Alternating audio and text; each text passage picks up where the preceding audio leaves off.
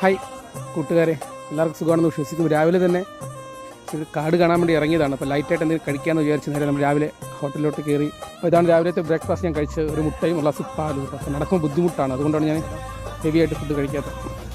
ചോയനാട് കവല ചെറിയൊരു ബസ് സ്റ്റോപ്പൊക്കെ ഉണ്ട് കേട്ടോ. ഇവിടെ നിന്ന് 2 സ്ഥലത്തോട്ട് പോവാം. ഒന്ന് ഞാൻ ആരോ മാർക്കറ്റേക്കിനെ കാണാം, പാലക്കവലയും ഒന്ന് ഇങ്ങോട്ട് സീതാമൗണ്ടും. ഏറ്റവും കൂടുതൽ കാട് എങ്ങോട്ടാണെന്ന് അറിയില്ല, നമുക്ക് നോക്കാം. അതിന് ചോദിച്ചോ. ചെറിയ വനത്തിനുള്ളിലാണേ. എങ്ങനെയുണ്ട്? പൊളിയല്ലേ?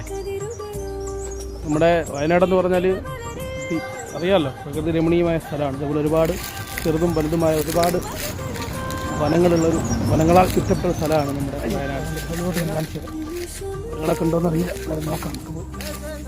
നോക്കണ്ട, നോക്കി ബാക്കിൽ ഫ്രണ്ട് കാണിച്ചു തരാം കേട്ടോ.